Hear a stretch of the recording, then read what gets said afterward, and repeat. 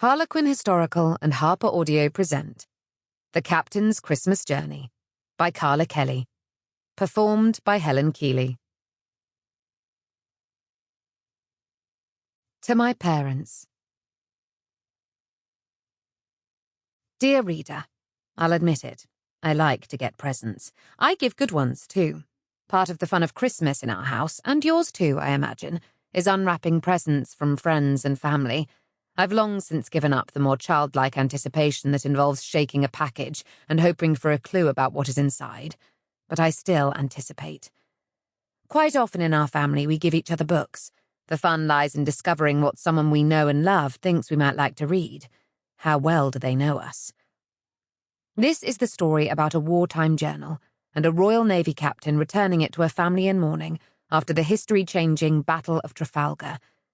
Captain Everard has no other plan beyond returning a young lieutenant's personal property. He's done it before, and as the long war grinds on, he'll likely do it again. Through the special magic of Christmas, this prosaic duty, not uncommon during wartime, assumes much greater significance. Two people who are expecting nothing beyond the ordinary this sad Christmas find themselves swept up into something extraordinary. Or so we assume. Everyone assumes in this story, for good or ill. And since this is a Christmas story, let us assume it's for good. Sincerely, Carla Kelly. Chapter 1. "Buck up, Captain Everard," he told his reflection in the mirror. "You promised you would do this, so to Kent you will go." Joseph Everard, post-captain, Royal Navy, turned around to stare hard at Lieutenant David Newsom's paltry heap of personal effects on his desk, wishing he could make it go away. It remained there unmovable. Another sad testament to the fleet action, now called Trafalgar. That one word was enough to convey all the horror, the pounding and the fire, which combined to create the most bittersweet of victories, with the well-nigh inconceivable loss of Vice Admiral Sir Horatio Nelson. Had anyone been interested, Joe could have explained his reluctance to deliver David's effects in person. It wasn't because his second luff had done anything amiss, or behaved in any way unbecoming an officer and a gentleman. True, he was young, but weren't we all at some point? Joe had done this sad duty many times before, whenever possible.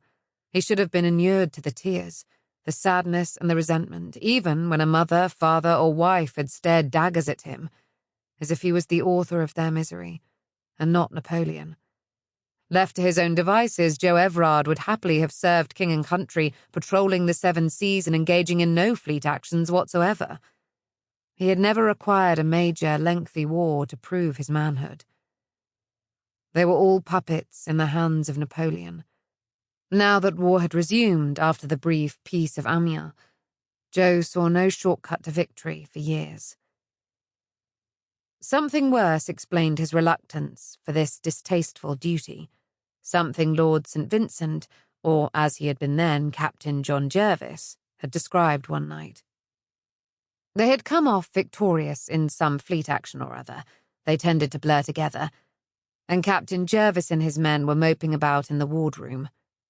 The wounded were tended and quiet, and the pumps in the bowels of the ship had finished their noisy job. "Look at us," Captain Jervis had remarked to his first lieutenant, an unfortunate fellow who died the following year at Camperdown. "There is nothing quite as daunting as the lethargy that victory brings." No doubt. Trafalgar, a victory as huge as anyone in the Royal Navy could ask for, dumped a full load of melancholy on Joe Everard's usually capable shoulders. Why one man should die and another should not was a mystery for the ages, and not a trifling question for a mere post-captain who had done his duty, as had every man aboard the HMS Ulysses, a 48-gun frigate. He and his crew of well-trained stalwarts had babied the Ulysses through the storm the next day, limped into Torbay, and remained there waiting a final diagnosis from the overworked shipwrights. He and his officers had travelled from Torbay to Plymouth to sit in the Drake and drink. They talked, played whist, and cursed the French until they were silent, spent and remarkably hungover. Joe couldn't release anyone to return home to wives, but the wives could come to Sample complete. Ready to continue?